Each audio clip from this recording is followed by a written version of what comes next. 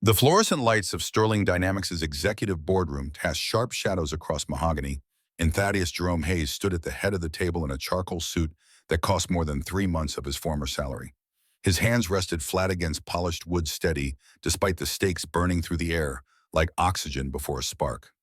Sir Edmund Blackwood studied him with the calculating patience of old Scottish money, 68 years etched into the lines around pale eyes, decades of boardroom combat, visible in every calculated movement. Two British executives flanked him, their expressions carefully neutral. Across the table, Madame Celeste Rousseau adjusted her Hermes scarf with fingers that had signed billion-euro contracts without trembling, and beside her sat advisors whose French-tailored suits probably cost what Thaddeus used to make in a week. The merger documents lay spread between them like a battlefield map. $1.2 billion hung in the balance, and every person in this room except Thaddeus believed they understood the terrain. Thaddeus drew breath and let French flow from his throat with the precise cadence of someone who'd learned it not from textbooks, but from late nights in embassy backrooms where mistranslating a single word could collapse treaties. Monsieur Blackwood, Madame Rousseau, permettez-moi de clarifier la position de Sterling Dynamics concernant la structure de gouvernance post-fusion. Sir Blackwood's eyebrows lifted a fraction. Madame Rousseau leaned forward, and something shifted in her expression that might have been surprise or might have been the first stirring of respect. Thaddeus continued switching to German as he addressed Rousseau's legal team about patent protections, his accent carrying the northern precision he'd absorbed during 3 years stationed in Berlin. Die Schutzbestimmungen für geistiges Eigentum wurden speziell entwickelt, sowohl britische als auch kontinentaleuropäische Standards zu erfüllen. The German advisors exchanged glances. One of them nodded. Back to French, this time directed at Madame Rousseau, with the formal register that honored her family's 4 generations of luxury goods empire. Votre famille a bâti Rousseau Capital sur des partenariats durables, pas sur des transactions rapides. Sterling Dynamics partage cette philosophie. Madame Rousseau's lips curved into something that wasn't quite a smile, but carried more weight than one. She responded in rapid French, testing him, and Thaddeus matched her pace without hesitation. Italian came next when the Milanese intellectual property specialist raised concerns. Thaddeus shifted languages like breathing, and the specialist's frown dissolved into grudging comprehension. Sir Blackwood finally spoke his English, carrying the weight of Highland's ancestry. Mr. Hayes, your facilities with language is remarkable. Might I ask where you acquired such fluency? Thaddeus met his gaze with the calm dignity of someone who'd translated for presidents and knew exactly what his competence was worth. 22 years with the United States Department of State Sir Blackwood, senior diplomatic translator. G7 summits, NATO negotiations, presidential briefings. The room went so quiet that Thaddeus could hear someone's watch ticking 3 seats away. Madame Rousseau's eyes narrowed with the sharp intelligence of someone recalculating everything she'd assumed. Et vous travaillez maintenant pour Sterling Dynamics. Depuis combien de temps? The question hung there precise and pointed. And you work for Sterling Dynamics now. For how long? At the far end of the table, Vivian Sterling's face had gone the color of old paper. Her fingers gripped the armrests hard enough that tendons stood out white against skin. Thaddeus let the moment stretch. Let them all understand what they were seeing without him having to explain it. 3 ans, Madame Rousseau. 3 ans. 3 years. Sir Blackwood's expression shifted into something that might have been anger or might have been disgust, and it wasn't directed at Thaddeus. The image froze there, crystallized in fluorescent light and expensive suits, and the weight of recognition dawning across faces that had never bothered to look closely enough before.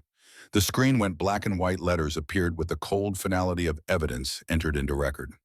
6 hours earlier. Morning in Cleveland arrived with the particular cruelty of January wind off Lake Erie, cutting through apartment walls that hadn't been properly insulated since 1987. Thaddeus Hayes woke at 5:43 to his daughter's alarm, the sound pulling him from dreams he couldn't remember into mathematics he couldn't escape. $340,000 in debt. Rent due in 72 hours. Bank account $143.17. He pushed himself upright and moved quietly past the bookshelf partition. Lyra slept with her mouth open, gap-toothed, even in dreams, one arm flung over a library book about pulsars.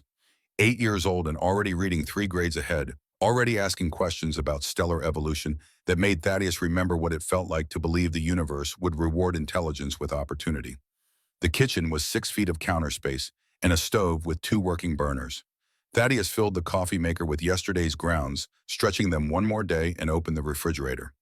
Eggs, milk, bread, peanut butter, apples starting to soften.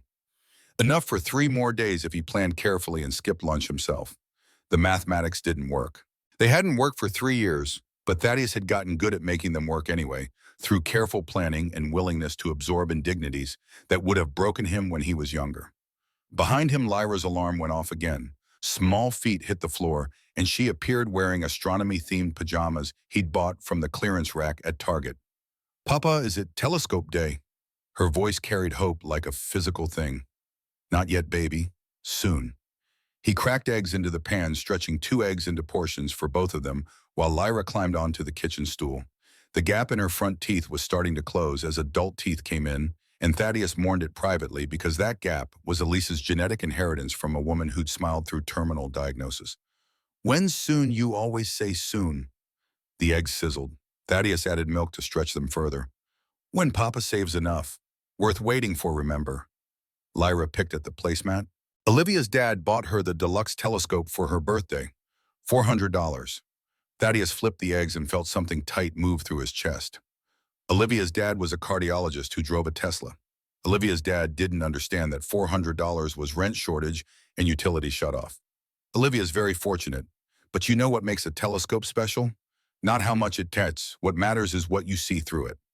He divided the eggs onto 2 plates, giving Lyra the larger portion with practiced on subtlety. "Are you eating lunch today, Papa?"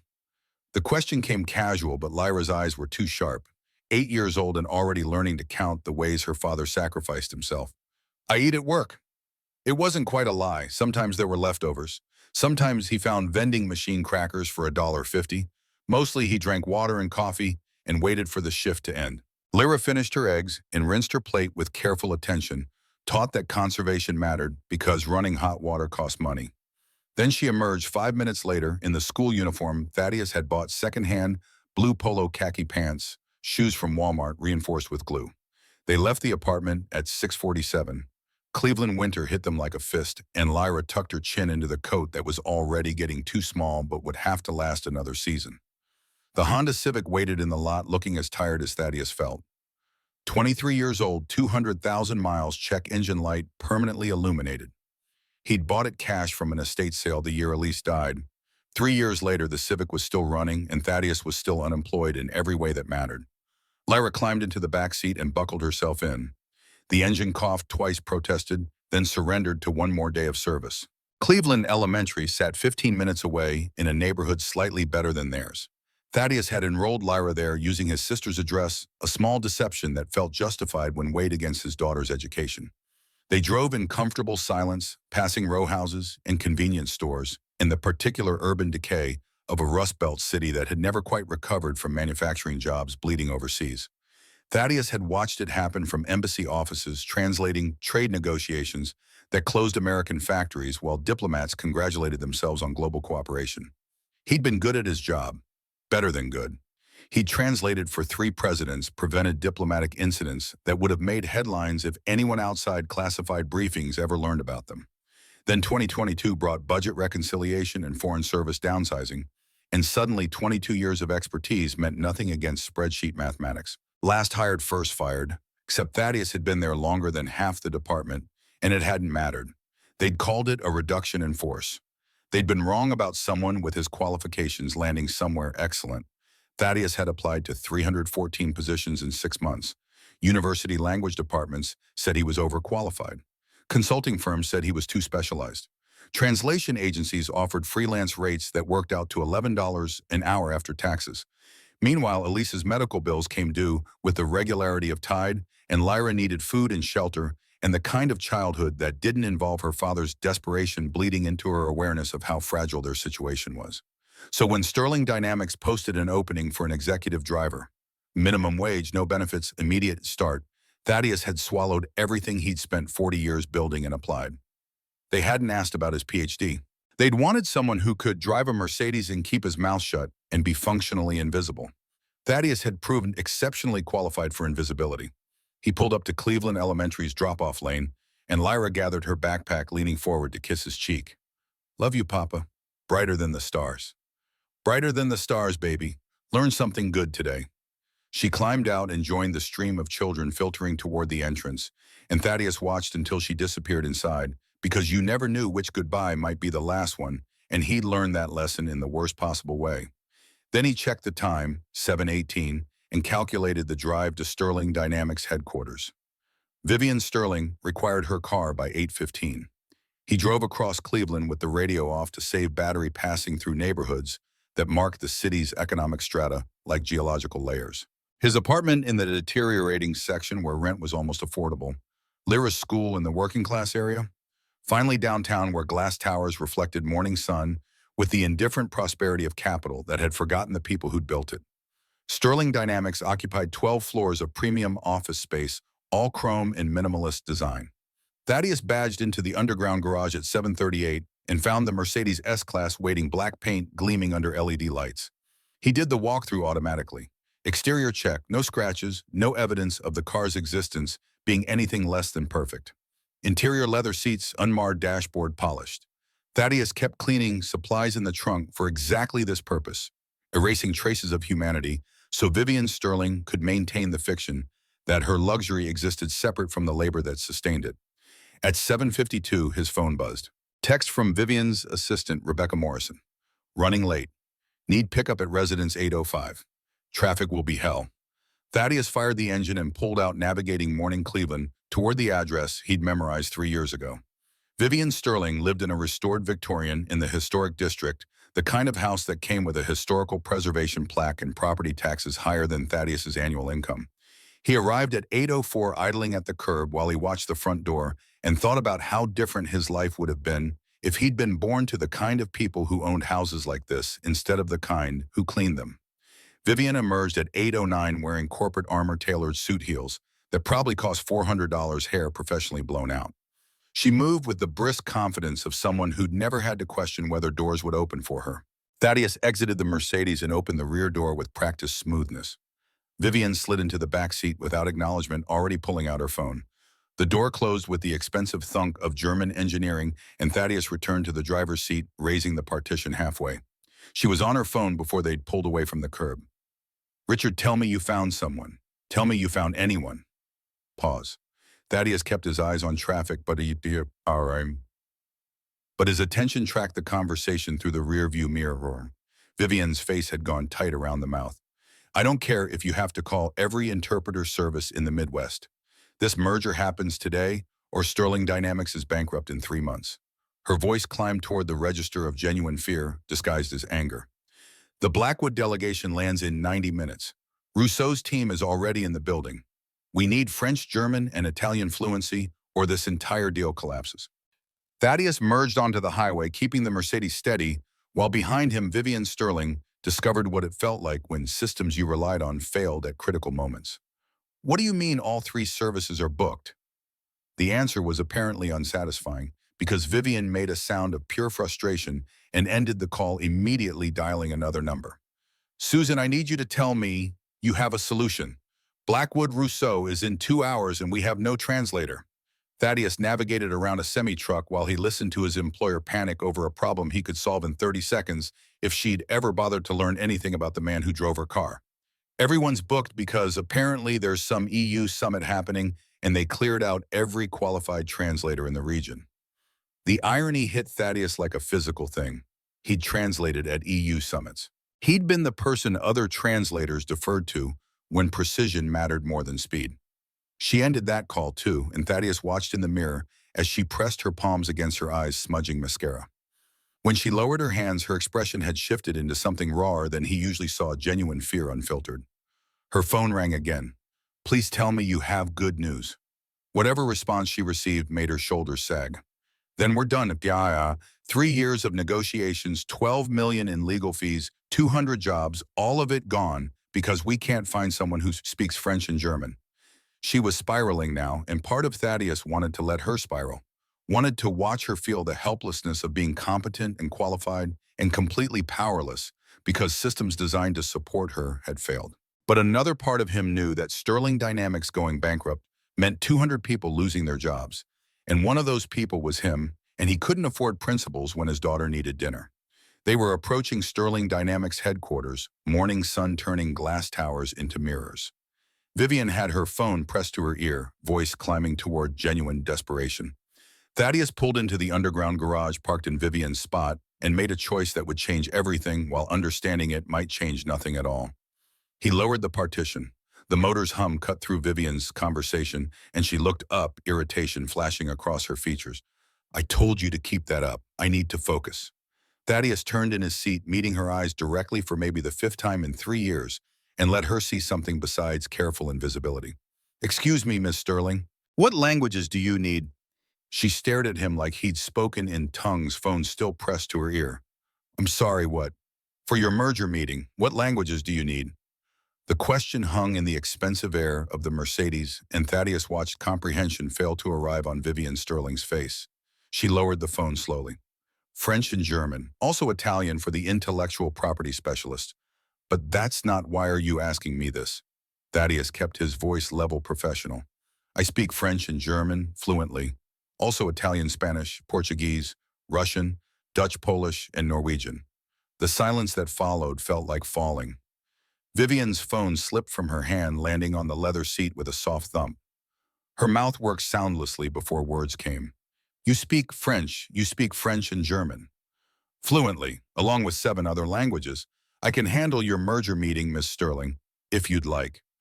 Her face cycled through expressions too quickly to catalog shock. Disbelief, something that might have been anger, or might have been recognition of exactly how badly she'd miscalculated. Why didn't you ever? She couldn't finish the question, maybe because finishing it meant confronting 3 years of assumptions. Would you like me to demonstrate? The offer came quiet, no triumph in it, just professional courtesy. Vivian nodded slowly like she was moving through deep water. Blackwood's team, they called 10 minutes ago. They're downstairs. Thaddeus pulled his phone from his pocket, and Vivian handed over hers without being asked, her fingers trembling slightly. He dialed, and a British accent answered, professional and slightly annoyed. Ms. Sterling, we've been waiting in your lobby for... Thaddeus switched to French, letting the language flow with the particular cadence he'd learned from 18 months stationed in Paris. Bonjour, c'est Thaddeus Hayes, conseiller de Sterling Dynamics. Veuillez accepter nos excuses pour le retard. The voice on the other end paused, surprise bleeding through professional reserve. Monsieur Hayes, votre français est excellent. Êtes-vous le traducteur pour notre réunion? Thaddeus kept his tone formal, respectful. En effet, monsieur, j'ai 22 ans d'expérience diplomatique avec le département d'État américain. Another pause longer this time. Votre expérience est impressionnante. Le département d'État, vous dites. Oui, monsieur. Traduction de haut niveau pour les sommets du G7, les négociations de l'OTAN et les briefings présidentiels. Sir Blackwood's voice warmed fractionally. Très bien. Nous attendons avec intérêt de rencontrer quelqu'un qui comprend les nuances appropriées.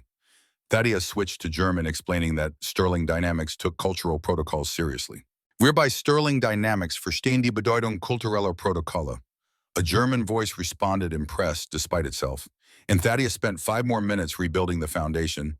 Vivian Sterling's lack of preparation had nearly destroyed. When he finally ended the call, the merger meeting was back on track. He handed the phone back to Vivian, who accepted it like she was receiving evidence of her own failure. They're satisfied. Meeting will proceed as scheduled. Vivian stared at him. Who are you? Oh, the question came out barely above a whisper. Someone who needed work 3 years ago, Miss Sterling, and someone who still believes people deserve second chances. He turned back to the front, hands resting on the steering wheel, and waited for whatever came next. Behind him, Vivian Sterling sat in silence that stretched long enough to become uncomfortable. I need to know everything, your background, your qualifications, all of it. Well, Thaddeus met her eyes in the rearview mirror, and this time he let her see the full weight of who he actually was. Georgetown University PhD in International Relations. Harvard University Master of Arts in Applied Linguistics. 22 years as Senior Diplomatic Translator for the United States Department of State. Each credential hit the air like a stone dropping into still water. I specialized in high-stakes multinational negotiations, G7 summits, NATO treaty discussions, presidential briefings for 3 administrations, Clinton, Bush, Obama. Vivian had gone pale, her carefully applied makeup standing out stark against skin that had lost its color. Then in 2022, budget reconciliation eliminated my position along with 300 others. I'd been there 22 years, and it didn't matter because efficiency meant cutting the expensive positions first. He paused, letting her absorb it. I applied for over 300 positions in my field. Universities said I was overqualified.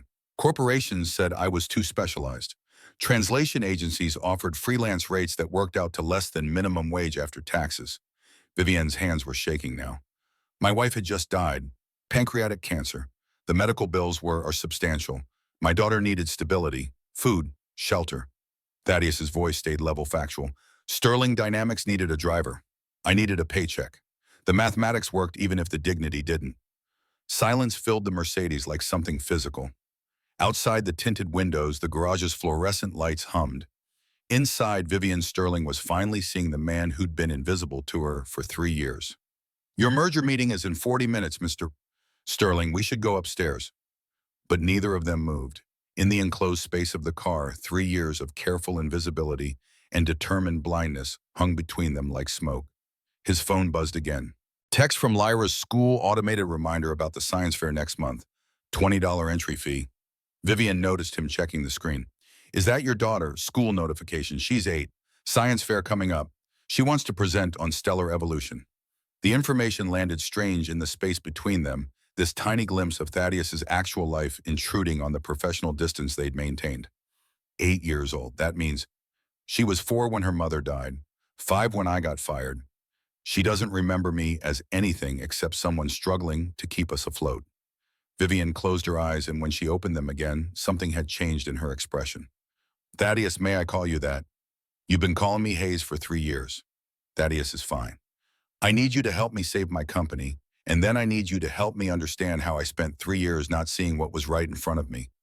Thaddeus considered the offer weighted against 3 years of humiliation and dismissal, weighted against Lyra's science fair fee and the rent due in 72 hours, and the medical debt that would follow him to his grave. Let's save your company first, Ms. Sterling. The rest we can figure out later. He opened his door, moved around to hers, opened it with the same professional courtesy he'd shown every morning for 3 years. Vivian stepped out, and for the first time since he'd started working for her, she looked at him. Really looked at him and seemed to recognize that she was seeing a human being instead of a service. Thank you. The words came awkward, unpracticed. Thaddeus nodded once, acknowledging the attempt, even if it didn't erase anything that had come before. They walked toward the elevator bank, and overhead the fluorescent lights cast shadows that made everything look sharp-edged and unforgiving. The merger meeting waited upstairs. $1.2 billion hung in the balance. 200 jobs depended on what happened in the next 2 hours. And Thaddeus Jerome Hayes, who'd spent 3 years being invisible, was about to step into the light in ways that would change everything. The elevator doors opened. They stepped inside. The car began to rise, carrying them toward confrontation and revelation, and the possibility that competence might finally be recognized, even when it came wrapped in skin that people like Vivian Sterling had been taught not to see clearly. 40 minutes until the meeting. 40 minutes until Thaddeus reminded a room full of powerful people what they'd forgotten, that talent doesn't wear suits or announce itself with credentials, that brilliance exists in places you're not looking, that the person you've dismissed as furniture might be exactly who you need when everything you've built starts to crumble. The elevator climbed through floors of chrome and glass, and Thaddeus watched the numbers increment, while beside him, Vivian Sterling finally began to understand what she'd missed. 3 years of silence, 3 years of invisibility, 3 years of swallowing everything he'd worked for and pretending it didn't matter as long as Lyra had food and shelter. But silence had an expiration date, and invisibility only worked until someone needed to see you. The elevator slowed. 38th floor, executive offices. The doors opened onto carpeted corridors and reception areas designed to intimidate, and somewhere ahead, the Blackwood Rousseau delegation waited to discover that Sterling Dynamics had found the translator they needed in the last place anyone would have thought to look. Thaddeus stepped into the corridor with Vivian Sterling beside him instead of ahead of him, and the symbolism of that small shift in positioning wasn't lost on either of them. Everything was about to change. The only question was whether the change would come fast enough to save what needed saving and destroy what deserved destroying. 40 minutes to the merger meeting. 3 years of silence ending. One man carrying 22 years of expertise that should have mattered all along about to prove to a room full of people who'd never noticed him that competence doesn't announce itself. It waits quietly until the moment you need it most, and then it saves your world, or watches it burn, depending on whether you have earned salvation. The corridor stretched ahead, and Thaddeus walked it with the dignity of someone who knew exactly what he was worth, even when others had forgotten. And behind him, the elevator doors closed on the man he'd been for 3 years, and ahead of him waited the man he'd always been ready to be seen again. The memory hit Thaddeus while Vivian Sterling made phone calls from her office, sharp and unwelcome, like all the moments when he remembered exactly what his daughter endured because of choices he'd made to survive. 24 hours earlier, Cleveland Elementary School, fourth grade classroom, afternoon sun slanting through windows that needed cleaning. Lyra Hayes sitting at a scarred desk in the second row, gap-toothed smile fading as Mrs. Patterson called for attention with the particular tone white teachers used when they were about to demonstrate casual cruelty disguised as professional interest. Class, let's go around the room and share what our parents do for work. Lyra had tensed immediately, and Thaddeus knew this because she'd told him later, voice small and careful, like she was trying not to make him feel worse about things he already felt terrible about. The sharing had proceeded clockwise. Olivia's father was a cardiologist. Tommy's mother managed a law firm. Then Mrs. Patterson's attention landed on Lyra. Lyra, what does your father do? He drives cars. The words came quiet, factual, and even in memory, Thaddeus felt his chest constrict, because his daughter shouldn't have to feel diminished by describing his work accurately. Mrs. Patterson's smile had carried sympathy that felt like condescension. That's nice. It's important that someone does those jobs. Those jobs. The ones for people who couldn't do better. Lyra had ducked her head, and Mrs. Patterson moved on without seeing how her 8-year-old had just learned a new lesson about hierarchies and worth. But Tommy had seen. Tommy, whose father owned 3 car dealerships and who'd inherited his father's casual assumption of superiority. My dad says drivers don't need to be smart, just need to know how to follow directions. Laughter rippled through the classroom, thoughtless in the way children's cruelty usually was. Mrs. Patterson offered a weak correction about respecting all professions, but the damage was done, and Lyra spent the rest of the day silent, which was worse than tears because it meant she was learning to swallow hurt the way Thaddeus had taught her through example. That evening, still yesterday, still before everything changed, she'd come home and gone straight to her room. When Thaddeus found her an hour later, she was crying into her astronomy book. Papa, am I smart? The question had broken something in him that he'd been carefully keeping intact for 3 years. Thaddeus gathered her into his lap, despite her getting too big for it. You're brilliant, baby. The smartest person I know. Then why does everyone treat you like you're small? 8 years old, and already she'd identified the core mechanism of how power worked. Thaddeus held her tighter, feeling the weight of every choice that had led to this moment. Sometimes people can't see what's right in front of them, but that doesn't change what's actually there. When are you coming home, Papa? The question confused him until he understood she meant the man he used to be, the version of her father who matched the credentials in the photo she'd found, once Thaddeus in a suit standing behind a president. Soon, I promise. Your dreams are brighter than the stars remember. But what about yours? He hadn't had an answer for that. His dreams had died with Elise and gotten buried under medical debt. Now standing in Sterling Dynamics' executive corridor, while Vivian made frantic calls behind closed doors, Thaddeus felt that conversation burning through him. Lyra deserved better than watching her father diminish himself for minimum wage. She deserved to see that competence mattered, that the world rewarded merit instead of punishing it. The door to Vivian's office opened, and she emerged looking rattled. Behind her trailed Simone Morrison, her executive assistant, whose dark skin and careful professionalism marked her as someone else who'd learned to navigate Sterling Dynamics by making herself indispensable while absorbing indignities. Simone's eyes widened when she saw Thaddeus standing in the corridor instead of downstairs in the car. Simone, this is Thaddeus Hayes, our new Senior Vice President of International Relations. The title hung in the air like a gauntlet thrown, and Simone's professional mask slipped enough to show genuine shock. I'm sorry, what? Vivian's voice carried authority stretched thin over desperation. Mr. Hayes will be handling all interpretation for the Blackwood-Rousseau merger. He has extensive diplomatic experience. Simone's gaze traveled from Vivian to Thaddeus and back again, doing the mathematics, trying to understand how the man who'd driven Vivian's Mercedes for 3 years had suddenly acquired executive credentials. Sterling, the sentence died unfinished. He's a Georgetown PhD who speaks 9 languages fluently.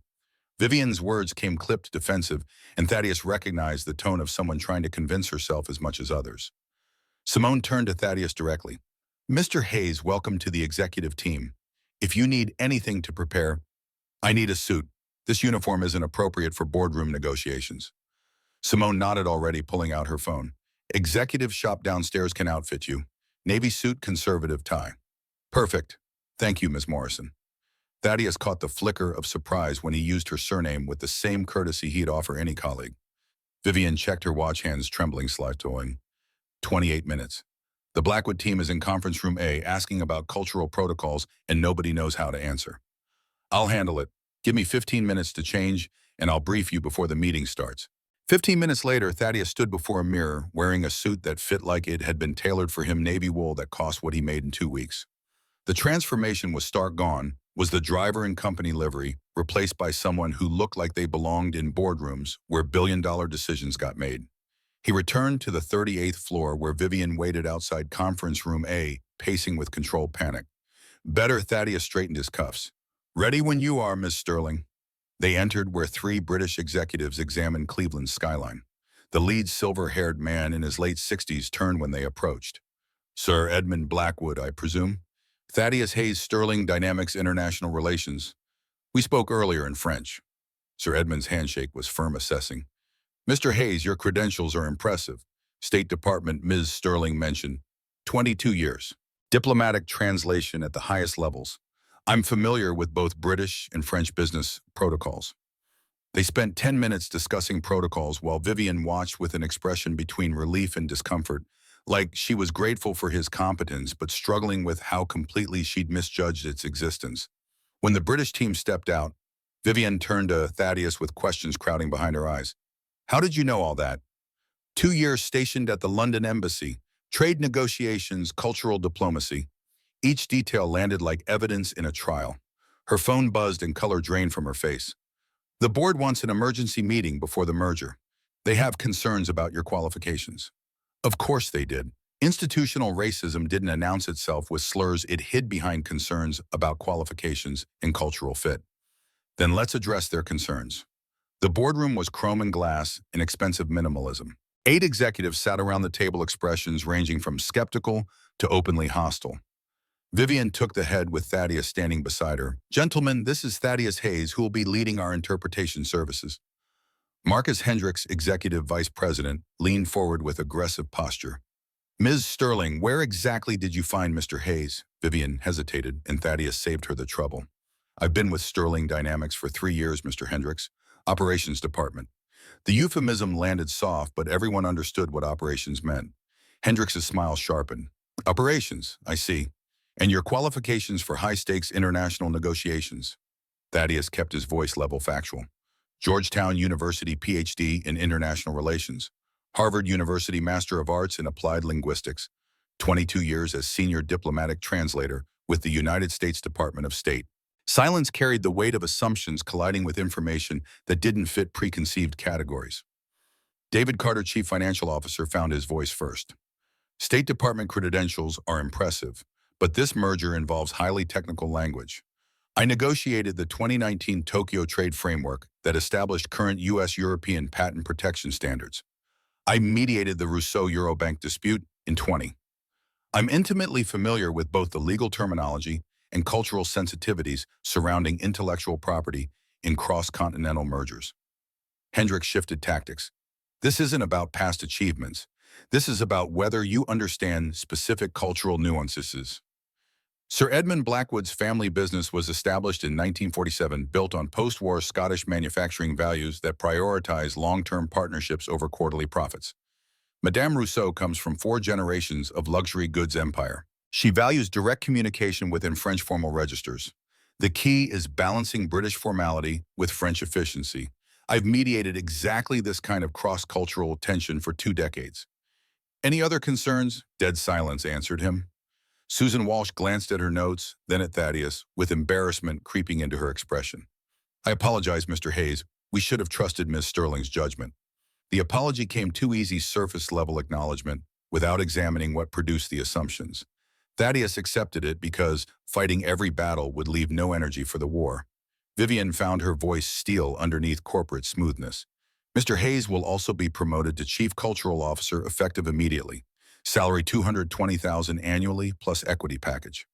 The number hit like a physical thing. Hendricks opened his mouth to object, caught Vivian's expression, and closed it again. When they filed out, Hendricks approached privately. Hayes, I was wrong to question you. Completely wrong. Thaddeus shook the offered hand. We all make assumptions, Mr. Hendricks. What matters is what we do after we recognize them. Alone in the boardroom, Vivian sank into a chair and pressed her palms against her eyes.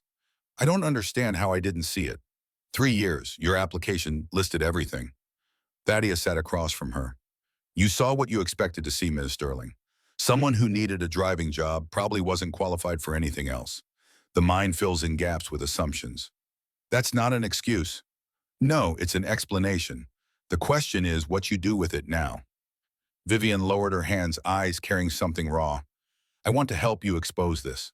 Fix it, however deep it goes. Thaddeus had learned not to trust sudden conversions that came from self-interest disguised as conscience.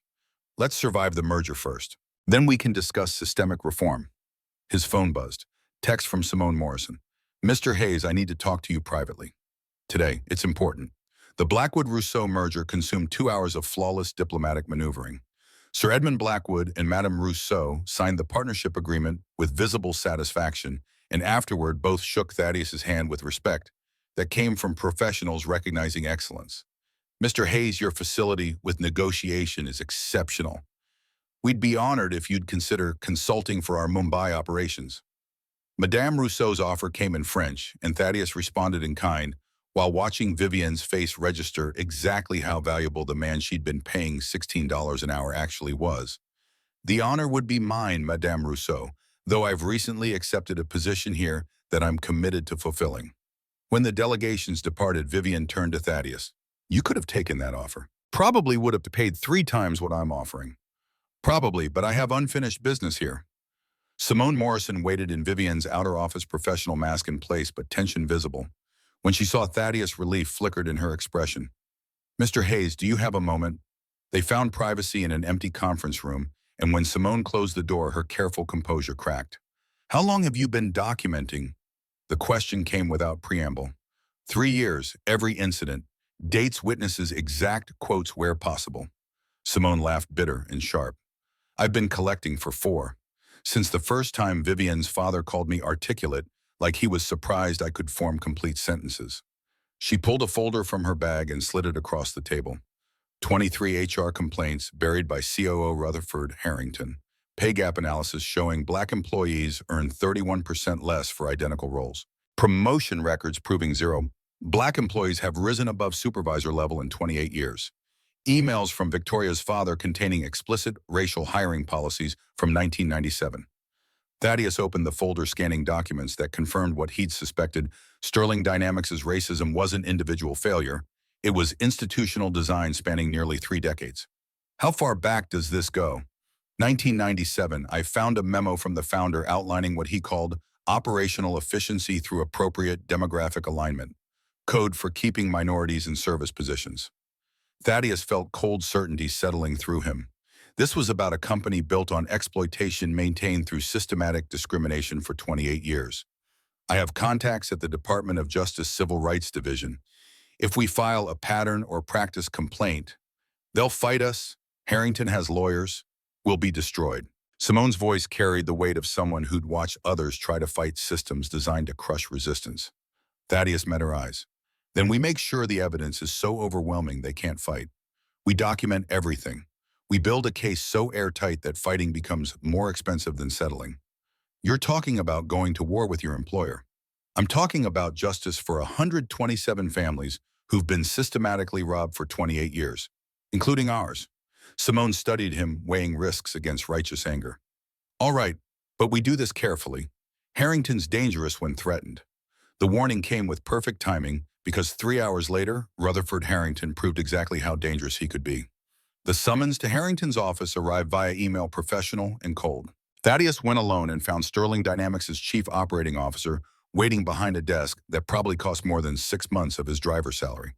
Harrington was 58, silver-haired, with the particular kind of corporate power that came from 3 decades protecting the wealthy from consequences.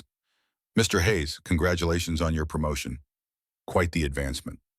Thaddeus sat recognizing the game. Harrington wanted him to feel grateful, vulnerable to the suggestion that what had been given could be taken away. Thank you, Mr. Harrington. I wanted to discuss your future here. I think we can find ways to make your position even more beneficial. A folder slid across the desk. Thaddeus opened it to find a non-disclosure agreement paired with a cashier's check for $500,000. What is this? Harrington's smile carried the warmth of a shark circling wounded prey. Compensation for any workplace misunderstandings you might have experienced. In exchange, you agree not to pursue legal action or discuss your employment circumstances externally. Workplace misunderstandings. Employment circumstances, language designed to sanitize racism into something manageable, buyable, dismissible. Thaddeus looked at the check. $500,000 meant medical debt erased Lyra's education, secured financial stability he hadn't felt since before Elise got sick. This is generous, Mr. Harrington. We value your discretion, Mr. Hayes, and your daughter's future. Medical school's expensive, I understand. The implicit threat landed like a fist. Harrington had researched him, knew about Lyra, was making clear that refusing meant choosing principle over his daughter's security. Thaddeus closed the folder. How many other people did you pay to stay quiet? Harrington's expression didn't change, but something flickered behind his eyes. I'm offering you your daughter's future, Mr. Hayes. Consider carefully. Thaddeus stood, leaving the folder and check on the desk. My dignity is not for sale, Mr. Harrington, and neither is justice for the 127 families whose wages your company has stolen through systematic discrimination spanning 28 years. The number landed with precision, and Harrington's face shifted from confidence towards something harder. You're making a mistake. No, I'm making a choice. See you at work tomorrow. Thaddeus left with $500,000 unclaimed behind him, and his phone was buzzing before he reached the elevator. Simone's text carried urgency. Harrington just called legal. He's preparing to fight. We need to move faster. The elevator descended while Thaddeus calculated how long they had before Harrington moved from threats to action. Not long, maybe days. They needed federal protection before Sterling Dynamics could bury evidence. He made the call from his car, sitting in the parking garage, where 12 hours earlier he'd still been invisible. Agent Naomi Reeves, Department of Justice Civil Rights Division. Naomi, it's Thaddeus Hayes. I need to file a pattern or practice discrimination complaint. Silence stretched long enough that Thaddeus wondered if the connection had dropped. Thaddeus, I thought you were what happened. Long story, short version. I have documentation of 28 years systematic racial discrimination affecting 127 employees across 3 states. Wage theft totaling approximately $4.2 million. Buried HR complaints. Explicit hiring policies designed to maintain racial hierarchies since 1997. Jesus, Thaddeus, that's federal jurisdiction. But you need to understand they'll fight this. So do we. I've got an ally inside with 4 years of documentation. We have emails, pay records, testimony. This case is airtight if we move fast. Naomi's pause carried the weight of someone calculating political implications against moral imperatives. All right, send me everything you have. I'll start preliminary review. But Thaddeus, be careful. If they suspect you're gathering evidence, they'll retaliate. They already tried. Offered me $500,000 to sign an NDA and disappear. Did you take it? Thaddeus thought about Lyra asking when he was coming home about the version of himself he wanted his daughter to see. No, some things are more important than money. He ended the call and sat in fluorescent half-light, feeling the weight of choices made and consequences coming. Tomorrow Harrington would escalate. Tomorrow the battle would begin in earnest. His phone buzzed with a text from Lyra's school. Reminder about the science fair entry fee due next week, $20. That suddenly felt both insignificant and enormous given what he'd just refused. Another text, this one from Vivian. Can we talk tonight? There's something about my father I need to tell you. Thaddeus stared at the message, weighing whether he could trust Vivian's apparent transformation. Only one way to find out. He drove home through Cleveland dusk. The apartment felt smaller than usual. Or maybe he felt larger, expanded by the day's recognition. Lyra was at the kitchen table doing homework, gap-toothed smile appearing when she saw him in a suit. Papa, you look fancy. Did something good happen? Thaddeus gathered his daughter into a hug that lasted longer than necessary. Something very good, baby. Papa's job changed today. Changed how? Remember when you asked about my important suit tomorrow? Papa gets to wear it every day. And maybe soon we won't have to worry about money being tight anymore. Lyra pulled back to study his face with 8-year-old intensity. Does this mean you're coming home, like the real you? The question hit harder than Harrington's threats because it came from love instead of malice. Yeah, baby, the real me is coming home. She hugged him again, fierce and tight.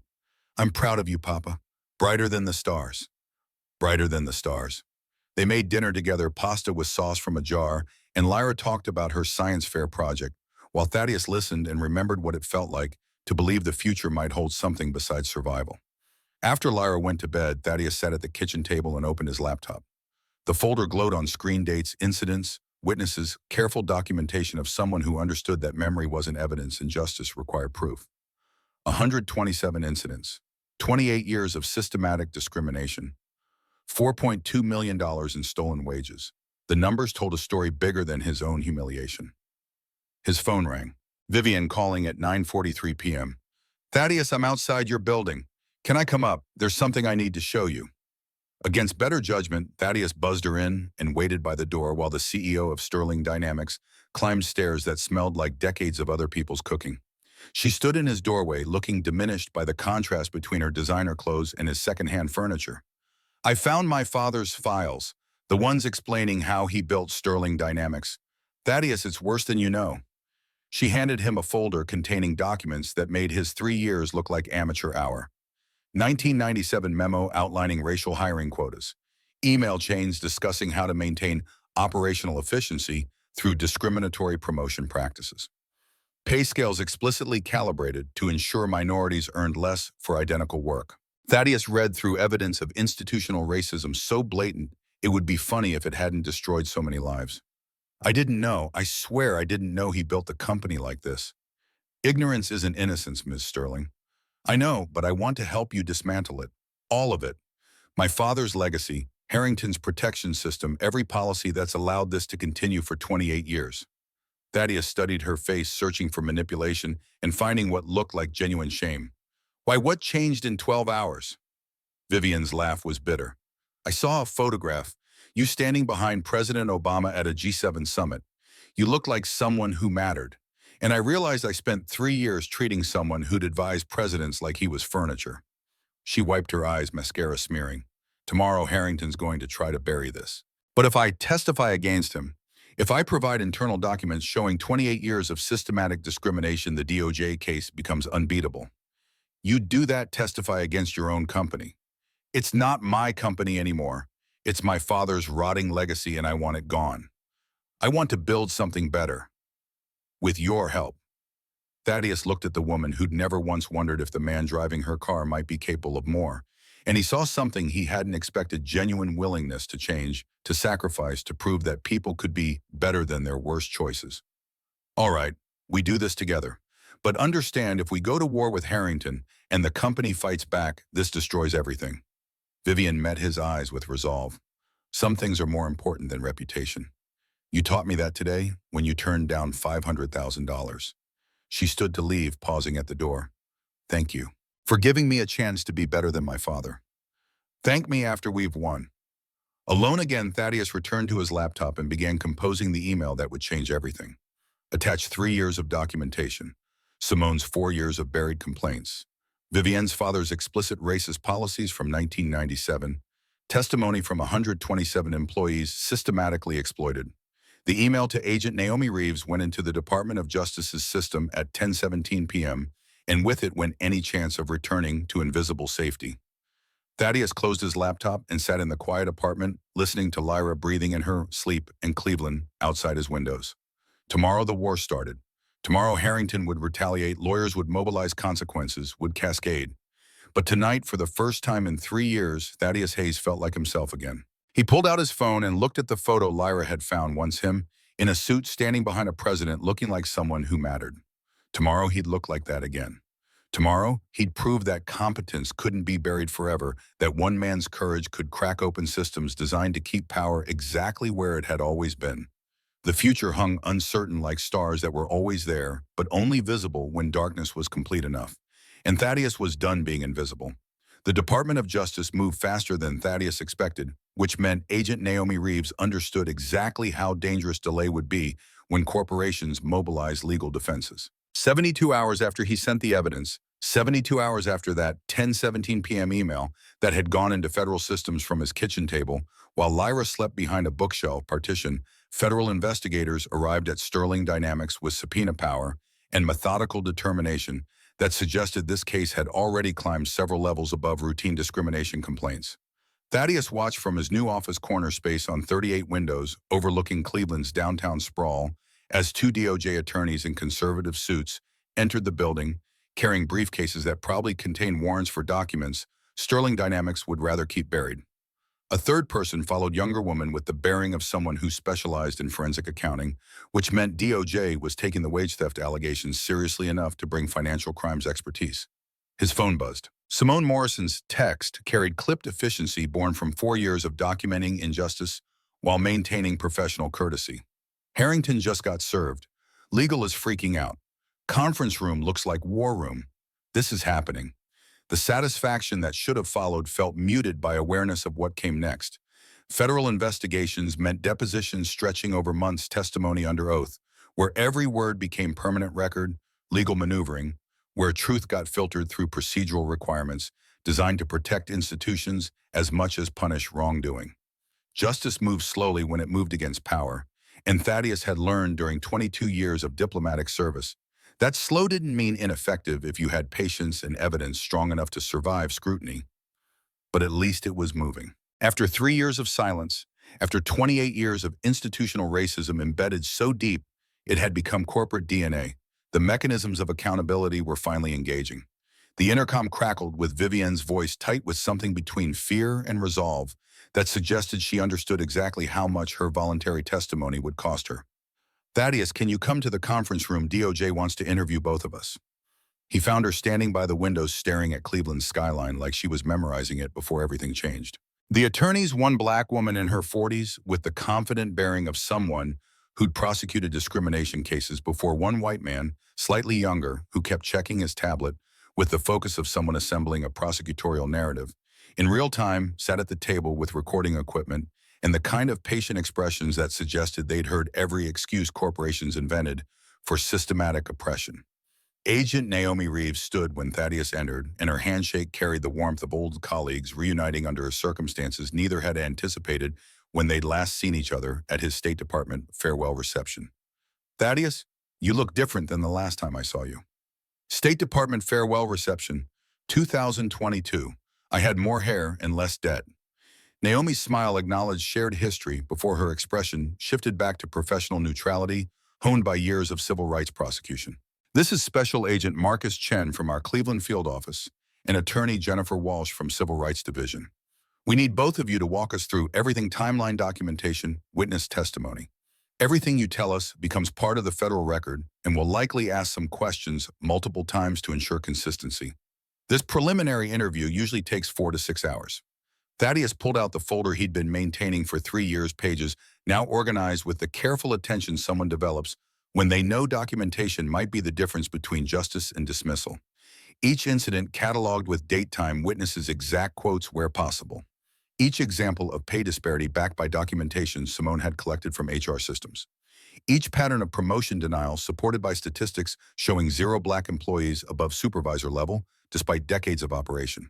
Vivienne added her father's files, hands trembling as she handed over evidence that would destroy the legacy she'd inherited: the 1990 memo outlining racial hiring quotas, email chains discussing operational efficiency through demographic alignment, pay scales explicitly calibrated to ensure minorities earned less for identical work, internal documents that proved beyond reasonable doubt that Sterling Dynamics hadn't stumbled into discrimination through unconscious bias, but had designed it deliberately and maintained it systematically for 28 years.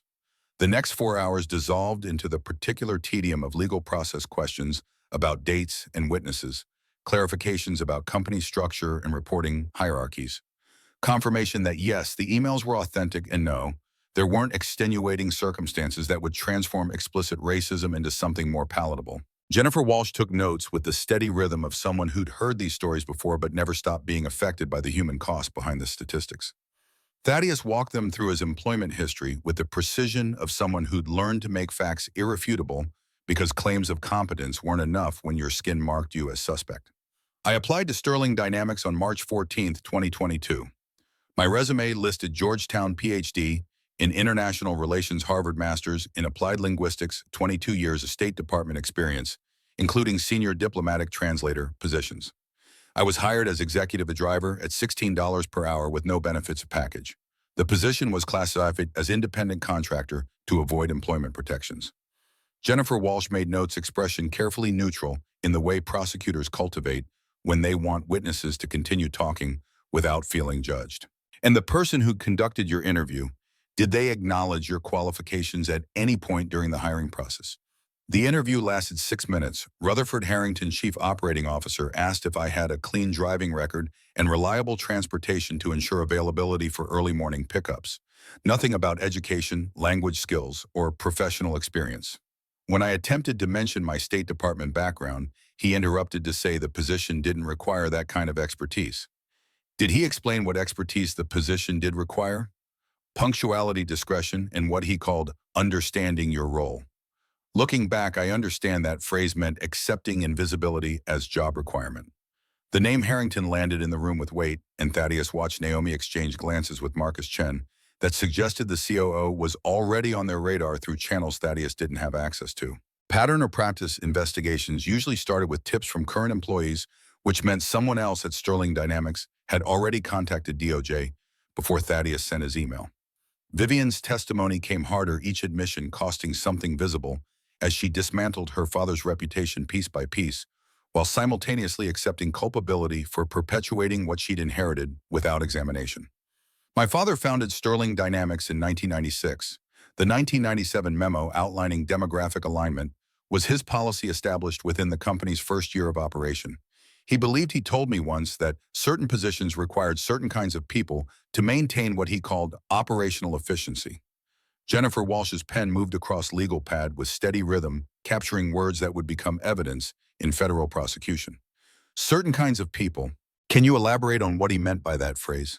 Vivian's voice went flat, stripped of inflection, like the only way to get through this was to pretend she was describing someone else's choices rather than her father's deliberate construction of racist hierarchy. He meant white people in management and professional roles, black and brown people in service positions. He coded it as efficiency and cultural fit, but the internal documents make the intent explicit. Racial hierarchy designed into company structure from the beginning and maintained through systematic practices over 28 years. And you implemented these policies after inheriting the company in 2015. The question hung sharp, and Thaddeus watched Vivian struggle with whether to defend herself or accept full responsibility for perpetuating what she'd inherited. I maintained them, not consciously. At first, I told myself I was just continuing existing practices, following the organizational structure my father had established. But yes, the result was the same whether I intended discrimination or simply failed to examine the system I inherited. 28 years of systematic discrimination affecting 127 documented employees and likely more whose cases weren't formally recorded. Why are you testifying against your own company, Ms. Sterling? You understand this testimony will likely result in significant financial penalties, federal monitoring, and potentially criminal charges for executives involved in maintaining these practices. Vivian looked at Thaddeus, and something in her expression suggested the answer involved more than legal strategy or damage control. Because I spent 3 years employing one of the most qualified diplomats in the country as my driver, and never once wondered if he might be capable of more. That kind of blindness doesn't happen accidentally. It requires institutional support spanning nearly 3 decades, cultural reinforcement through hiring and promotion practices, and people like me who benefit from hierarchies we refuse to examine. I'm testifying because I want to dismantle what my father built and what I maintain through willful ignorance. The admission settled into the record like stone, permanent and costly. When the DOJ attorneys finally closed their notebooks and stopped the recording equipment, Naomi remained behind while her colleagues left to begin the methodical work of building a federal case that would survive the aggressive legal challenges Sterling Dynamics would inevitably mount. Thaddeus, you understand what you've started here. Sterling Dynamics has resources. They'll fight this with everything they have. Best lawyers money can buy, PR firms to manage public perception, private investigators to dig into your background, looking for anything that might discredit your testimony. Let them fight. The evidence is overwhelming. Evidence isn't the same as victory. These pattern or practice cases take 18 to 24 months minimum from initial filing to consent decree. Depositions, discovery battles, procedural challenges at every stage. And even if we win the consent decree, might not give you everything you're hoping for. Federal monitoring is expensive, and companies often negotiate down the oversight requirements. Thaddeus thought about Lyra asking when he was coming home, about the 126 other families who'd been systematically exploited for wages and opportunities, about whether slow justice was better than no justice at all. What I'm hoping for is that 127 families get their stolen wages back, and Sterling Dynamics never does this to anyone else. Everything beyond that is secondary. Naomi studied him with the expression of someone evaluating whether idealism would survive contact with bureaucratic reality and corporate resistance. All right, but protect yourself. Document everything that happens from this point forward. If Sterling retaliates, and they will because that's what institutions do when challenged, we need evidence of that too. Take screenshots, save emails, record dates and times of any suspicious actions.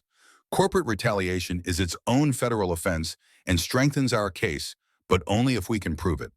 The retaliation came 48 hours later, delivered with corporate efficiency that might have been impressive if it weren't so predictable and transparent. Thaddeus arrived Monday morning to find his keycard deactivated at the building entrance. The security guard, older black man named William, who'd always acknowledged Thaddeus with careful dignity, even when he was just the driver who nobody else saw, looked genuinely apologetic when the system rejected the badge with a harsh beep that echoed through the marble lobby. "Mr. Hayes, I got instructions from upstairs this morning. You're not cleared for building access pending security review." "I'm sorry, man. This doesn't feel right." William's voice carried the weight of someone who understood exactly what security review meant when applied selectively to employees who challenged power structures, and his willingness to express sympathy despite potential surveillance suggested solidarity that transcended professional risk. "Did those instructions come from Harrington?"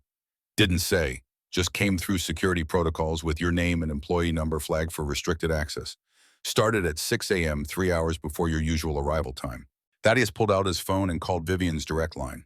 She answered on the first ring, voice tight with barely controlled anger that suggested she'd just discovered the lockout herself. "I just found out about the key card. Harrington did this without my authorization. I'm overriding it now and sending email to HR documenting that this action was unauthorized by CEO office."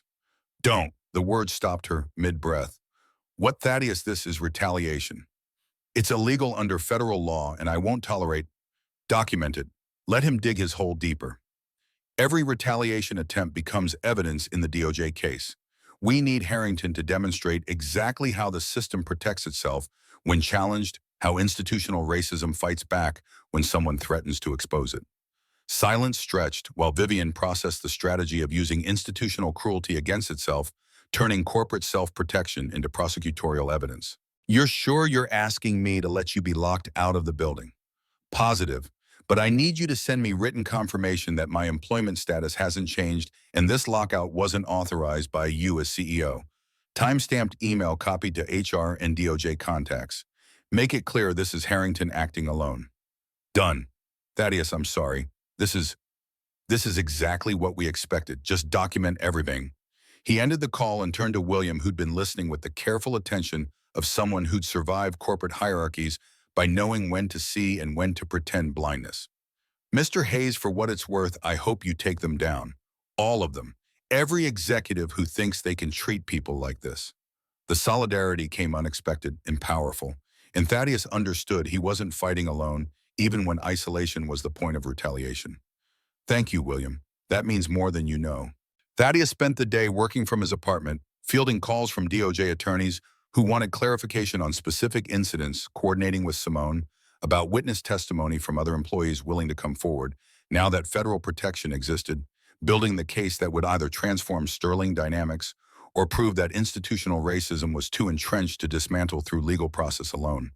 The news broke Wednesday morning, leaked strategically to Cleveland Plain Dealer by someone who understood that public pressure mattered as much as legal process when corporations controlled enough resources to fight federal oversight for years. The headline hit with exactly the impact Thaddeus had hoped for. Sterling Dynamics faces federal discrimination probe. DOJ investigates 28-year pattern of racial bias wage theft affecting 127 employees. The article detailed everything: the 1997 memo establishing racial hiring quotas, the buried HR complaints documenting systematic discrimination, the pay gap analysis showing black employees earned 31% less for identical roles, Thaddeus' own experience being hired as driver despite PhD credentials that should have qualified him for executive positions. By noon, the story had been picked up by national media, and by evening, Sterling Dynamics' stock had dropped 12%, while social media erupted with hashtags demanding accountability and calling for boycotts of companies that maintained racist employment practices. Vivian called at 6 p.m., her voice raw in ways that suggested she'd been crying or screaming, or both, while watching her father's legacy and her own complicity get dissected across every news platform. Harrington's gone. The board forced him to resign effective immediately. They're calling it mutual agreement, but legal counsel made clear he either resigned or got fired with cause, and resignation protects his pension. Thaddeus felt satisfaction cut with awareness that one executive resigning didn't dismantle 28 years of institutional culture embedded in every policy and practice. What about the others? The CFO who enabled pay discrimination, the VPs who buried complaints. Carter's taking early retirement. Susan Walsh is on probation with mandatory bias training. Marcus Hendricks came to me this morning and offered his resignation. Said he couldn't defend what he'd been part of anymore, that seeing the evidence laid out made him realize he'd been complicit in oppression. He'd convinced himself wasn't really happening. The dominoes were falling, systems of protection crumbling under the weight of evidence too overwhelming to dismiss and public attention too intense to deflect. But Thaddeus knew the real test wasn't individual resignations. It was whether structural change would follow or whether Sterling Dynamics would just hire new people to maintain old hierarchies under slightly different language. What about policy reform? Real changes to hiring, promotion, pay equity. I'm implementing everything DOJ recommended, plus additional measures our legal team says exceed federal requirements. Anonymous resume review to eliminate name-based discrimination in hiring decisions. Pay transparency across all positions with quarterly audits to identify disparities before they become patterns. Third-party bias consultants conducting quarterly reviews of promotion decisions. And I'm stepping down as CEO. That last statement hit unexpectedly, though perhaps it shouldn't have given everything that had been exposed. Vivian, I'm serious. I'm not qualified to lead this transformation. I'm part of the problem. I inherited racist structures and maintained them through ignorance that was really just willful blindness. I'm moving to COO position under new leadership, someone from outside who doesn't have their vision, shaped by my father's legacy spanning nearly 3 decades. Someone who can see clearly what needs changing because they weren't raised to think this was normal. Thaddeus heard the cost in her voice, the sacrifice of ego and power that came from genuine recognition of limitations rather than performative humility designed to rehabilitate reputation. What about you? Will you stay as Chief Cultural Officer? If you'll have me working under you in the new structure, I need to learn how to see clearly, and I can't think of better teacher than someone who spent 3 years being invisible to me.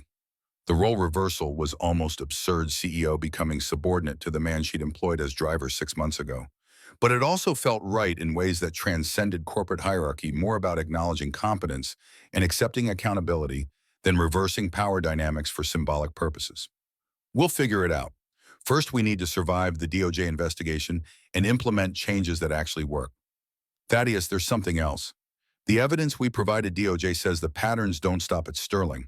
The discrimination extended to suppliers, contractors, business partners. This is bigger than one company. Thaddeus closed his eyes, feeling the weight of systemic corruption spreading like cancer through interconnected corporate networks that had maintained racist practices for decades. Because nobody with power had incentive to examine foundations, everything was built on. How big? 3 states, Ohio, Michigan, Pennsylvania. DOJ estimates maybe 100 companies total, all following similar practices because my father and his peers believed this was how business got done for 28 years. They had informal networks, shared hiring practices, referred each other to reliable recruitment firms that understood cultural fit requirements. It was coordinated without being conspiracy, just shared assumptions about who belonged in which roles. The scope was staggering, and for the first time Thaddeus wondered if they'd uncovered something too large to actually fix, whether institutional racism was so deeply embedded in regional corporate culture that even federal intervention couldn't extract it without destroying entire economic structures. But then he thought about Lyra asking if she was smart about the 126 other families who'd been told through action, if not words, that they weren't worth what they were owed, about whether dismantling rotten systems was worth the chaos that followed. Then we give DOJ everything. Every connection, every pattern, every piece of evidence that shows this wasn't isolated failure, but coordinated exploitation maintained through informal networks that operated below the level of explicit conspiracy. That could take years, multiple investigations, hundreds of depositions, thousands of affected employees. Then it takes years, Justice delayed isn't justice denied if the delay comes from thoroughness rather than obstruction. We do this right or we don't do it at all. Vivian laughed bitter sound at acknowledging the irony. You sound like a lawyer. I sound like someone who's spent 52 years watching systems protect themselves and finally has chance to crack them open. The DOJ announcement came 6 weeks after Thaddeus first contacted Agent Naomi Reeves, 6 weeks after that 10:17 p.m. email that had started everything. Federal pattern or practice investigation into Sterling Dynamics and 17 affiliated companies across 3 states. Civil rights violations spanning 28 years. Estimated 127 employees directly affected at Sterling alone, potentially hundreds more across network of connected companies whose cases remained undocumented but followed similar patterns. Thaddeus stood in Sterling Dynamics' conference room, watching the press conference on monitors, showing every major news network carrying the story live. This was big enough to command national attention, big enough that DOJ had scheduled the announcement from Washington rather than Cleveland field office. Agent Naomi Reeves spoke from a podium flanked by flags, her voice carrying the authority of federal power finally applied to corporate racism that had operated openly for decades because nobody with enforcement capacity had bothered to look. The evidence demonstrates systematic discrimination designed to maintain racial hierarchies through hiring practices, promotion policies, and wage structures that explicitly disadvantaged employees of color for nearly 3 decades. Sterling Dynamics and affiliated companies created what amounts to a deliberate system of economic suppression affecting hundreds of families across 3 states. Questions erupted from reporters, and Naomi fielded them with practiced efficiency, confirming that, yes, criminal charges were under consideration for certain executives whose actions rose to level of fraud, in addition to civil rights violations, and no settlements wouldn't prevent individual employees from seeking additional damages through private lawsuits. And yes, this represented one of the largest civil rights cases the Justice Department had pursued in the corporate sector in recent years. Beside Thaddeus, Simone Morrison watched with satisfaction that looked like vindication mixed with exhaustion from 4 years of collecting evidence while believing nobody would ever care enough to use it. 4 years.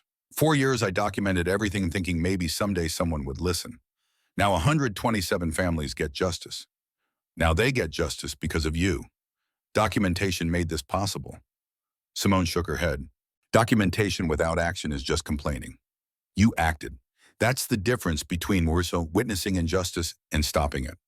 The distinction felt important, that bearing witness wasn't the same as intervention, that collecting evidence required someone brave enough or desperate enough to actually deploy it against systems designed to crush resistance before it became threat. His phone buzzed with a call from Lyra's school. He stepped into the corridor to answer, and the principal's voice carried careful neutrality that meant bad news delivered professionally. Mr. Hayes, I wanted to inform you about an incident involving Lyra. She's fine physically, but there was an altercation during lunch period that requires suspension under our zero-tolerance policy. Thaddeus felt his chest tighten with parental fear that trumped everything else. What happened? Another student made comments about your employment situation. Apparently their parent works at Sterling Dynamics and shared information about the federal investigation with the family. Lyra became upset when the student suggested you were going to prison for lying, and there was a physical confrontation. Lyra pushed the other student after being pushed first. His 8-year-old daughter had hit someone, and Thaddeus felt simultaneous pride at her defending him, and horror that she'd been put in position where violence seemed like necessary response. Is she hurt? No, but we have zero-tolerance policies about fighting regardless of provocation. She's suspended for 3 days. I'm sorry, Mr. Hayes, but school board policy doesn't allow discretion, even in cases where we understand the circumstances. Thaddeus made arrangements to pick up Lyra immediately and drove to Cleveland Elementary with his mind churning through anger at systems that punish children for reacting to racism with the same zero tolerance they failed to apply to the racism itself. He found her sitting in the principal's office, gap-toothed smile, notably absent eyes red from crying. She tried to hide because she thought being strong meant not showing hurt. When she saw him, her face crumpled, and she launched herself into his arms with the desperate relief of 8-year-olds who still believed their fathers could fix anything. Papa, I'm sorry. Tommy said you were going to jail for lying about being important, and I told him you were more important than his stupid dad, and he pushed me, so I pushed him back, and Mrs. Patterson saw, and shh, baby, it's okay. You're okay. The principal watched this exchange with the careful distance of someone who understood that sometimes institutional rules collided with human reality, and there were no good answers, only compromises that satisfied policy while acknowledging that fairness and rules weren't always aligned. Mr. Hayes, I want you to know that we've also spoken to the other students' family about their role in this incident. The suspension applies to both students equally under zero-tolerance policy. Thaddeus looked at the principal black woman in her 50s who'd probably spent decades navigating educational systems that demanded she enforce rules that disproportionately punished students who looked like Lyra, and saw a recognition pass between them that suggested she understood exactly what had happened, even if policy prevented her from saying so explicitly. I understand. Thank you for handling this fairly within the constraints you're working under. He drove Lyra home through afternoon Cleveland, and she sat in the back seat crying quietly in ways that broke his heart worse than any corporate humiliation ever had, because this was his daughter learning lessons about injustice that no 8-year-old should have to learn. Papa, are you going to jail? No, baby. Papa didn't do anything wrong. Papa told the truth about people being treated unfairly at his work, and some people don't like that because the truth makes them uncomfortable. Tommy's dad said you're a liar who pretended to be smart to get money. Thaddeus pulled over to the side of the road, twisted in his seat to face his daughter directly, and spoke with the intensity of someone who needed her to understand truth that mattered more than any corporate battle. Lyra, look at me. I have a PhD from Georgetown University, a master's degree from Harvard. I spent 22 years working for the United States government, translating for presidents and helping negotiate agreements between countries. I am smart. I've always been smart. Some people just couldn't see it because they weren't looking at me. They were looking at their assumptions about who I was supposed to be based on how I looked. Her eyes were wide, processing information that rewrote everything she thought she understood about her father's place in the world. So why were you driving cars if you're so smart? Because sometimes life doesn't go the way we plan. Sometimes we lose jobs even when we're good at them. Sometimes we have to do whatever work keeps our family safe while we figure out the next step. There's no shame in honest work, baby, but there's also no shame in being more than what people assume you are. Are you the next step now, the real you? Thaddeus felt something crack open in his chest where he'd been storing 3 years of diminishment and careful invisibility. Yeah, the real me is here now, and I promise you won't have to defend me at school anymore because everyone's going to know exactly who your father is. She hugged him fierce and tight, and Thaddeus held his daughter in a parked car on a Cleveland side street, while around them the world continued spinning toward whatever justice or chaos came next. The federal consent decree arrived 8 months after Thaddeus first contacted DOJ, 8 months of depositions and discovery battles and legal maneuvering that transformed evidence into enforceable remedies. Sterling Dynamics and 17 affiliated companies agreed to 7-year federal monitoring mandatory bias training for all employees at supervisor level and above independent oversight of hiring and promotion decisions, and $4.2 million in back pay distributed to 127 documented employees whose wages had been systematically suppressed through discriminatory pay scales. Thaddeus received his portion, $43,000, representing 3 years of wage theft, calculated from the difference between what he'd been paid and what someone with his qualifications should have earned in comparable position. He put it directly into a college fund for Lyra that would ensure she never had to wonder if education mattered when the world kept trying to teach her otherwise. The money felt like vindication and insult simultaneously, because no amount of back pay erased 3 years of humiliation or proved that systems had truly changed rather than just temporarily adjusting under federal pressure that would eventually ease. But the consent decree also required Sterling Dynamics to create a cultural intelligence division with annual budget of $8 million, and Vivian offered Thaddeus the opportunity to build something that might actually prevent future exploitation rather than just punishing past discrimination. I want you to hire 20 specialists, people who understand how institutional discrimination works and how to dismantle it. Full authority to audit any department, challenge any policy report directly to me and the federal monitor. Build something that makes executives uncomfortable by forcing them to examine assumptions they'd rather leave unchallenged. Thaddeus accepted and spent the next 6 months building something unprecedented in corporate America, a division whose entire function was identifying and dismantling racist structures that had been normalized through decades of operation.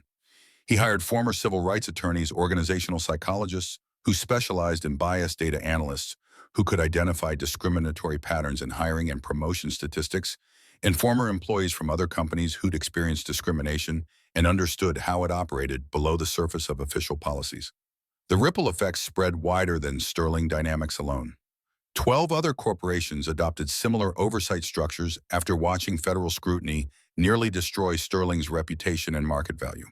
Universities started questioning why their translation departments had no black faculty, despite centuries of multilingual African-American intellectual tradition. Government agencies began examining their own hiring practices with uncomfortable awareness that diplomatic services shouldn't be 90% white when global relationships required cultural fluency and understanding of diverse perspectives. Thaddeus became a reluctant spokesperson for corporate reform, giving interviews he'd rather avoid, and keynote speeches at conferences, where audiences looked at him like he was simultaneously hero and threat to comfortable assumptions about meritocracy. He spoke at 23 different events across 6 months: HR conferences, diversity summits, university symposiums, corporate leadership retreats, where executives paid thousands of dollars to hear how to avoid becoming the next Sterling Dynamics. He always returned to the same core message, refined through repetition, but never losing its edge. Talent doesn't announce itself with credentials or expensive suits. Brilliance exists in places you're not looking, doing work you've decided doesn't require intelligence because you've categorized certain roles as beneath the kind of competence that matters. The question isn't whether qualified people exist in unexpected positions, it's whether you're brave enough to examine why you're surprised when you finally notice them. Ask yourself what assumptions allowed you to believe that the person serving your coffee or driving your car or cleaning your office couldn't possibly be more capable than the role they've been forced into by circumstances you never bothered to understand. The Cleveland Plain Dealer profiled him 8 months after the investigation concluded. Full-feature story with photos showing Thaddeus in his office, surrounded by policy documents and statistical analyses of hiring patterns. From driver to diplomat, one man's fight against corporate racism. The story detailed everything his State Department career translating for 3 presidents, the budget cuts that had eliminated his position, 3 years of invisibility working as driver while maintaining PhD-level expertise. Nobody asked about the merger meeting that had changed everything, the federal case that exposed systematic exploitation spanning nearly 3 decades. The reporter asked what victory felt like, and Thaddeus thought carefully about how to answer honestly without diminishing what had been accomplished, while acknowledging how much remained undone. It feels incomplete. We helped 127 families at Sterling, but there are thousands more who never get noticed, never have evidence documented, never find allies willing to risk everything for justice. This wasn't victory. This was one crack in a very thick wall built over 28 years. The wall is still standing. We just proved it can be damaged if you hit it hard enough with truth that can't be dismissed. 18 months after that 10:17 p.m. email to Agent Naomi Reeves, 18 months after Thaddeus had sat at his kitchen table and decided that silence was more expensive than risk. He stood in Cleveland Science Center watching Lyra present her astronomy project to a room full of judges and parents and children who didn't yet understand that the universe was both bigger and more accessible than adults had taught them to believe. She'd built a scale model of stellar evolution, tracking how stars form from cosmic dust and burned through their fuel until they either collapsed into black holes or exploded into supernovas or faded into white dwarfs, depending on variables too complex for 8-year-olds to fully grasp, but simple enough that she'd learn them anyway, because her father had never told her anything was too hard if she wanted to understand it badly enough. My project is called Brighter Than Stars because my papa always says that's what dreams should be, and I wanted to understand what that meant scientifically. Stars are the brightest things in the universe, but they're also temporary. They burn out. But the elements they create, those last forever and make new stars. So being brighter than stars means lasting longer than the brightness itself. Her gap-toothed smile had closed completely now, adult teeth filling the space that had been Elisa's genetic inheritance, and Thaddeus mourned the loss while celebrating the growth that made loss inevitable and necessary. The judges awarded her first place, and when they put the ribbon around her neck, Lyra looked directly at Thaddeus with pride that made every humiliation of the past 3 years worthwhile, because this was what he'd been protecting.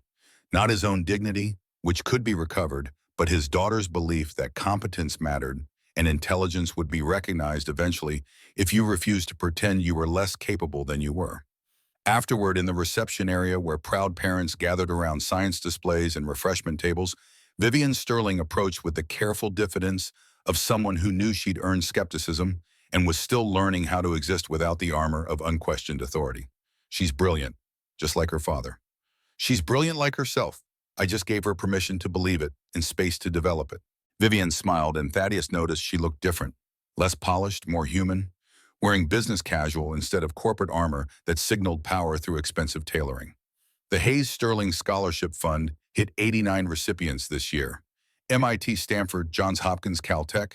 Kids who wouldn't have afforded college without support, many of them children of the 127 families affected by Sterling's discrimination. The fund had been Vivian's idea, built from her personal wealth rather than corporate budgets, designed to prove that transformation required sacrifice of privilege, not just acknowledgement of harm. 89 lives changed. That's real impact. It's not enough to undo 28 years of oppression, but it's something. It's a start.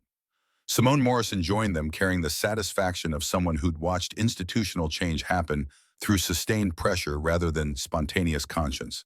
The Cultural Intelligence Division just finished auditing Sterling's Michigan operations, found pay disparities affecting 17 employees, all getting corrected immediately with back pay. 17 more lives improved through systems finely designed to notice exploitation rather than enable it. Thaddeus added the number to his mental tally of small victories that might eventually accumulate into transformation if people stayed vigilant after federal monitoring ended. His phone buzzed with a text from Agent Naomi Reeves. Final DOJ report published today. Sterling Dynamics case being used as model for pattern or practice investigations nationwide. Regional offices requesting briefings on investigative methodology. You started something bigger than one company. They stood together, former CEO and former driver and executive assistant, who documented everything, watching Lyra demonstrate how massive stars collapsed into black holes while around them, parents and children moved through ordinary evening, completely unaware that the world was changing in ways both massive and incremental, that justice sometimes arrived slowly but could still arrive if people refused to accept that invisibility was permanent. Lyra waved him over to the telescope setup where children were viewing Jupiter's moons through institutional equipment. He joined her at the eyepiece, helping her adjust focus. "Can you see them, Papa?" "Yeah, 4 of them, just like you said." She pulled back from the telescope and tilted her head to stare at Cleveland's light-polluted sky, where stars were mostly invisible, but present nonetheless. They walked toward the exit together, Lyra's first-place ribbon still around her neck, and she asked the question she'd been asking since she was old enough to understand that her father looked at the sky differently than other people. "What do you see when you look up, Papa?" Thaddeus followed her gaze toward heavens, obscured by urban glow, and thought about how to answer honestly. "I see possibility. I see everything that's possible when people stop assuming limitations and start recognizing potential. I see the future being brighter than people who tried to make us small ever imagined it could be." The Science Center began closing, families filtering toward exits.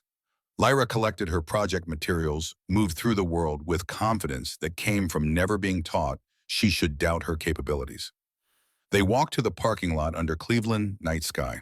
Thaddeus drove now in a car he owned, outright paid for with settlement money that represented wages stolen and returned, and tomorrow he'd go to an office where his title matched his competence and his salary reflected value. Institutions had tried to deny for 3 years. It wasn't perfect. Systems hadn't been dismantled completely, just forced to acknowledge their own corruption, spanning 28 years, and implement reforms that might or might not survive once federal oversight ended in 7 years.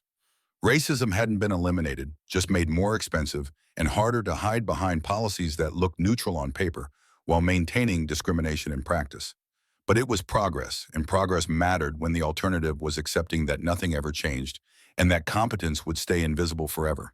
Because that was easier than examining why certain kinds of talent only became visible when crisis made invisibility impossible to maintain. Lyra climbed into this back seat, first-place ribbon still around her neck, already talking about next year's science fair and whether she could build a spectroscope to analyze starlight composition.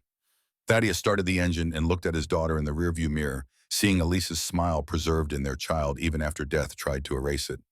"Your mama would be so proud of you, baby." "She'd be proud of you too, Papa, for being brave enough to fight even when it was scary." The assessment landed with 8-year-old wisdom that cut through adult complexity toward essential truth. Elise would have been proud, would have told him to document everything and build cases, and refused to accept that competence could be permanently buried just because systems preferred to keep it invisible. Tomorrow, the Cultural Intelligence Division would audit Sterling's Pennsylvania operations. Next week, DOJ would announce expanded investigations into affiliated companies across the regional network. Next month, Thaddeus would keynote a conference about institutional racism attended by executives who still believed discrimination was individual failure rather than systemic design maintained for profit and convenience. The work continued because work always continued when you understood that justice wasn't destination, but process requiring constant attention and willingness to remain uncomfortable rather than accepting comfort built on other people's oppression. But tonight, driving his daughter home from a science fair where she'd proven brilliance nobody would ever make her doubt, Thaddeus allowed himself to feel something beyond determination and strategic planning. He felt hope, fragile and powerful simultaneously, that the world might actually change if people kept demanding it change and refused to accept that invisible talent should stay invisible forever just because systems had been designed to maintain that invisibility for 28 years or longer. The stars were still up there behind the clouds, and city lights always had been. Always would be waiting for people brave enough to look past the glare toward what had always existed, but only became visible when you learned how to see clearly and refused to accept that darkness was permanent condition rather than temporary obscurement. Brighter than the stars, Elise used to say when Lyra was too small to remember the words but old enough to feel the love behind them. Brighter than everything that tried to dim you. Thaddeus drove through Cleveland night, carrying his daughter toward tomorrow, and behind them, Sterling Dynamics continued its monitored transformation, and around them, systems slowly acknowledged that competence had always existed in places they'd refused to look because looking would have required examining assumptions that made exploitation possible. And ahead, the future waited uncertain but possible, dimming by clouds of institutional resistance, but brilliant underneath if you knew how to see past the glare, exactly as bright as people decided it would be, through choices made today rather than promises deferred to tomorrow that might never come. The end wasn't really ending, but transition into whatever came next, and that felt right, because justice wasn't moment, but process, and change wasn't destination, but direction, and hope wasn't certainty, but commitment to believing that better was possible, even when evidence suggested otherwise. Because without that belief, nothing ever changed, and invisibility became permanent, and talent stayed hidden forever in places nobody bothered to look. So Thaddeus drove home with his daughter and her first-place ribbon and her dreams of building spectroscopes. And tomorrow he'd go back to work building systems that noticed talent before crisis made invisibility impossible. And the day after that, he'd testify at another deposition, and the day after that, he'd review another audit, revealing another 17 employees whose wages had been suppressed. And through all of it, he'd remember that one man's courage to stop being invisible had cracked open a wall built over 28 years. And if one crack was possible, then maybe more were too. And if more cracks were possible, then maybe eventually the wall would fall. And if the wall fell, then maybe the people it had been designed to keep invisible could finally be seen for who they'd always been: brilliant and capable and worthy of recognition that should never have required crisis to arrive. The stars waited above Cleveland, and Thaddeus drove toward home, and the future stretched ahead like stellar evolution, burning bright, creating elements that would outlast the burning itself, transforming temporary brilliance into permanent legacy that would make new stars possible long after the original light faded. And that finally felt like enough.